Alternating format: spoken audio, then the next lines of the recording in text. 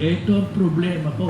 Minsan po, nag-a-attend ako ng meeting ng mga Catholic Bishops Conference sa Asia. Sabi nung isang ka-meeting namin, paano ninyo aakitin ang Asya kay Kristo samantalang ang buhay naman ninyo ay hindi katulad ng buhay ni Kristo?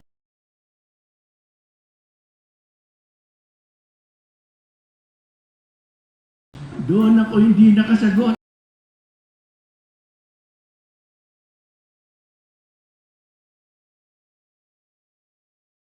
At ngayon, kung itatanong yun sa akin, lalong hindi ako makakasagot. Bakit? Tingnan ko yung kongreso natin. Off topic. Makikita natin, may flood control crisis na tayo doon. Off topic.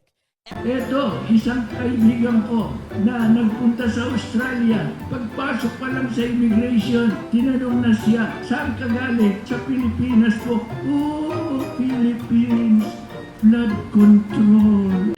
Red herring. Yan yung style na gusto mong i-lead yung conversation away from where it is to a place na yun ang gusto mong pag-usapan. At ngayon, lalo pang maraming idadagdag, hindi lang sa House of Representatives, sa Senado pa. At sinabi sa Ebanghelyo kahapon, huwag tayong manghusga ng ating kapwa dahil tayo rin punong-puno ng pagkakamali at kakulangan. Ang tanging pwede lang humusga sa ating gawain ay ang tanging nakakakilala sa atin at yan ay walang iba kung hindi ang Diyos. Blame shifting is a psychological tactic where a person redirects blame for a problem or failure onto someone else instead of taking responsibility. This can manifest in various settings, such as personal relationships, workplaces, or even broader societal issues. Key characteristics of blame shifting. 1. Denial of responsibility.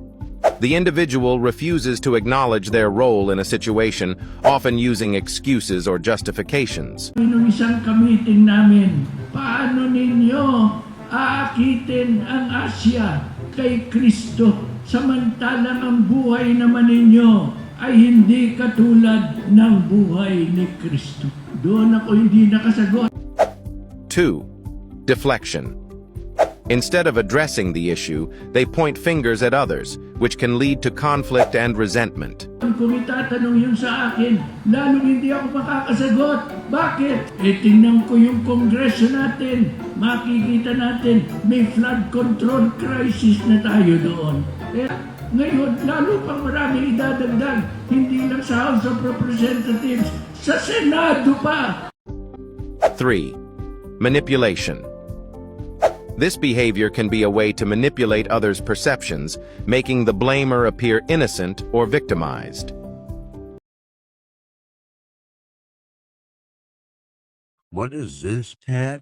Doon ako hindi nakasagot. At ngayon, kung itatanong yun sa akin, lalong hindi ako makakasagot. Answer me, Ted. He's the real bad guy. Take him away. No, you both belong there.